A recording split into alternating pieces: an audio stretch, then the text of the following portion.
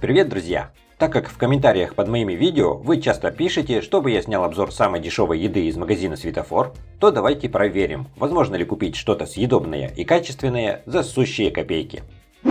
Плов по-узбекски с мясом. Баночка весом 300 грамм. Без добавок, 100% натуральный продукт. И даже фото реальное. Состав действительно полностью натуральный. Плов по-узбекски с мясом, стоимость 57 рублей 90 копеек. Произведено во Владимирской области, город Камешково. Внутри баночки мы видим лежат какие-то фрикадельки и рис отдельно. Переложу все это дело в тарелку и разогрею. Как мы видим, плов этот очень-очень густой. Разогрел этот плов в микроволновке, но все равно мягче он не стал. Рис очень сильно слипся.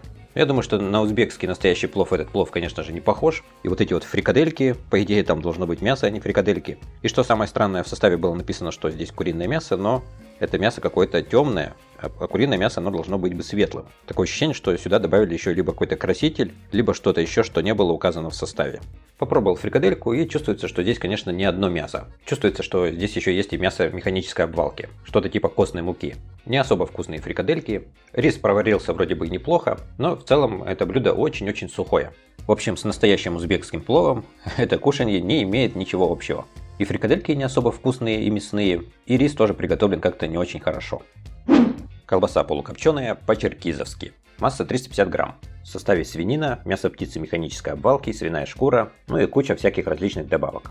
Состав этой колбасы не особо хороший. Колбаса полукопченая по-черкизовски, стоимость 67 рублей 70 копеек. Производитель Черкизовский мясоперерабатывающий завод, это город Москва. Внешне колбаса смотрится хорошо, так вот даже и не скажешь, что она какая-то супер дешевая. В основном в запахе чувствуется копченая, но если посмотреть поближе на эту колбасу, то мы видим, что у нее структура какая-то не очень хорошая. Она какая-то пузырчатая, такое ощущение, что этот фарш хорошенько так вот взбили, он стал воздушным. Но это, видимо, чтобы придать больший объем. Внутри еще присутствует сало, но его не очень большое количество, хотя в целом эта колбаса довольно-таки жирная. Вот если потрогаешь руками, то потом руки очень-очень жирные становятся. Попробовал, и по вкусу колбаса оказалась очень даже и ничего. Вкус приятный, чувствуется копчененькая и кое-какие специи. Но сразу же вот из недостатков очень много в составе хрящей. Но, по крайней мере, вот чего-то такого неприятного, отвратительного. Бывает, вот иногда купишь такую дешевую колбасу, ее есть вообще невозможно. Ну а эту колбасу, например, вот выплюнуть ее не захотелось. Вот это да, вермишель быстрого приготовления со вкусом курицы. Состав этой вермишели очень длинный, и он, конечно же, как и у любого рода такой вермишели, не полностью натуральный. Вермишель быстрого приготовления вот это да, стоимость 16 рублей 90 копеек. Изготовлена в городе Иваново. Внутри положили еще вилочку и пакетик с суповой основой. Накрываем и оставляем на 4-5 минут. Лапша заварилась, теперь это все еще нужно хорошенько перемешать. По вкусу эта лапша оказалась чересчур уж соленая, соли в общем не пожалели. Но вот никакого вкуса курицы я здесь совершенно не почувствовал. Единственный вкус это вот соль, а никаких даже особо не приправ, ничего остального я здесь особо и не ощутил. Хотя сама по себе лапша неплохая, она даже по своей структуре напоминает не лапшу быстрого приготовления, а вот какие-то спагетти, которые варятся вот обычным способом. Говядина в собственном соку, сделана по ГОСТу. Масса баночки 338 грамм. В составе кроме говядины есть еще и жир говяжий, так что уже точно, что не в собственном соку. Ну и куча различных специй. Говядина тушеная в собственном соку, стоимость 75 рублей. Изготовлена в Ленинградской области, деревня Потанина. Открыл баночку, и мы здесь сразу же видим огромное количество того самого говяжьего жира. Хоть и написано, что это говядина в собственном соку, но у меня смутные сомнения появляются, потому что я не вижу кусочков самого мяса. Здесь вот больше похоже это все на какую-то кашу, потому что вот если бы говядина была в собственном соку, то должны были быть бы именно кусочки мяса. По вкусу вроде бы так неплохо, и мясо чувствуется, что есть, но кроме мяса, конечно же, здесь очень-очень много говяжьего жира. Думаю, что для своей цены качество приемлемое, но вот лично я бы такую тушенку есть не стал. Сыр творожный. Упаковка 400 грамм. Сыр этот сделан из творога и сливочного масла. Также есть еще вода в составе. Стоимость творожного сыра 110 рублей 90 копеек. Произведено в Алтайском крае, город Барнаул. Посмотрим, каков этот сыр по консистенции. По консистенции похож на обычный творожный сыр. Попробовал, но вот по вкусу на творожный сыр совершенно не похоже. Похоже больше на какой-то плавленый дешевый сырок. Если честно, настоящий вот творожный сыр, типа вот Хохланда, например, он гораздо вкуснее. Судя по составу, вроде бы состав хороший, но вот по вкусу совершенно, в общем, вкус не соответствует составу. Деревенские гренки с чесноком. Производитель Красногородский хлебокомбинат. В составе хлеб, растительное масло и свежий чеснок. Гренки деревенские с чесноком, стоимость 36 рублей 30 копеек. Адрес производства Псковская область, город Красногородск. Сухариков здесь очень много, целых 300 грамм. Попадаются и подгоревшие сухарики, но их не очень много. Когда открыл эту упаковку, то очень сильно почувствовал чесночный аромат. Также они жирненькие, видимо их обжаривали в масле, что ли, не знаю, в общем поверхность жирненькая у этих сухарей. Попробовал, они немножечко жестковаты, особо ими не похрустишь, потому что можно и зубы сломать. Они такого же плана, как вот если, например, купить какой-то хлеб в магазине и высушить эти сухарики дома, то домашние будут точно такие же.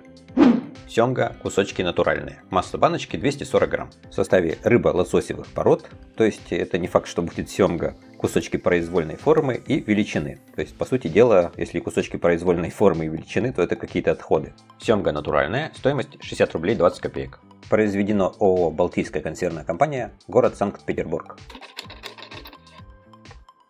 Как мы видим, в этой баночке очень много жидкости. Да, действительно похоже это на семгу, но это какие-то обрезки. То есть, по сути дела, это что-то типа супового набора, который сварили и вот так вот законсервировали. Ну и, конечно же, еще дополнительно налили воды, потому что вот с самой бы рыбы столько воды много не натекло. Хотя в составе то, что здесь еще дополнительно есть вода, не указано. По вкусу эта рыба мне не особо понравилась. Присутствует какой-то очень кислый привкус. Такое ощущение, что в эту рыбу еще добавили какую-то кислоту, но это не уксус, это что-то другое, типа может какая-то лимонная кислота или, в общем, точно не могу даже сказать. Думаю, чем покупать некачественную семгу за 60 рублей, лучше купить за 60 рублей какую-нибудь рыбу подешевле, но чтобы консервы были более качественные. Фрау Марта, Мексика, овощная смесь. Уже готовый гарнир. Масса 310 грамм. Состав здесь полностью натуральный. Смесь овощная в томатном соусе, стоимость 43 рубля 80 копеек. Адрес производства Смоленская область, город Рудня. Для лучшей наглядности перелью эту овощную смесь в тарелочку. Здесь мы видим кукурузу, фасоль и еще сладкий перец. Также еще добавлена томатная паста. Но в целом эта овощная смесь жиденькая. Кукуруза здесь не самого высокого качества. Видно, что она очень крупная и жесткая. Фасоль здесь вроде бы нормальная, самая обычная фасоль. Ну а сладкого перца здесь немного, но во вкусе в целом он чувствуется. Эта овощная смесь немного остренькая, потому что в составе есть еще красный перец. По вкусу я бы сказал, что это какой-то средний вариант. Целую вот эту вот миску я бы не советовал съедать, потому что потом может быть плохо. Арахис в хрустящей корочке со вкусом креветка. Масса 300 грамм. В составе написано, что жареного арахиса здесь 49%, то есть чуть меньше половины. Ну а креветки здесь, конечно же, не настоящие, просто какая-то добавка. Арахис в хрустящей корочке, стоимость 67 рублей 60 копеек. Произведено в городе Санкт-Петербург. Сверху мы видим еще кристаллики соли. Попробовал. Написано, что это арахис жареный, но по факту этот арахис оказался сырой. Ну а сырой арахис, он, конечно же, не такой вкусный, как жареный. Ну и в целом вот эта вот хрустящая корочка, она не хрустящая, она просто супер жесткая. Такая жесткая, что можно даже сломать зубы. Вкус немножечко какой-то рыбный, креветка здесь вообще даже и не пахнет. Ну и в целом вкус мне совершенно не понравился. Рыба с нежаренным арахисом. В этом, по-моему, вообще ничего вкусного даже и не может быть. Так что, по моему мнению, этот арахис совершенно не стоит своих денег. Паштет печеночный со сливочным маслом. Сделано по ГОСТу. Масса банки 325 грамм. Основным компонентом в составе является печень говяжья. Действительно есть и масло сливочное, но и куча всяких других компонентов. В том числе не очень аппетитные, в общем, мозги свиные. Паштет печеночный со сливочным маслом. Стоимость 41 рубль 50 копеек. Изготовлено в городе Великий Новгород. Посмотрим, какова же консистенция этого паштета. Паштет не жидкий.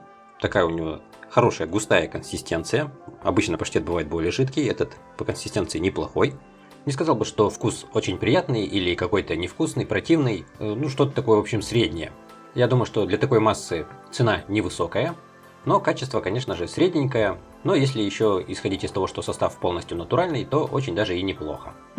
Скумбрия атлантическая натуральная с добавлением масла. В составе только лишь скумбрия, масло и соль, а также еще перец, душистый горошек. Изготовлено по ГОСТу, масса 250 грамм.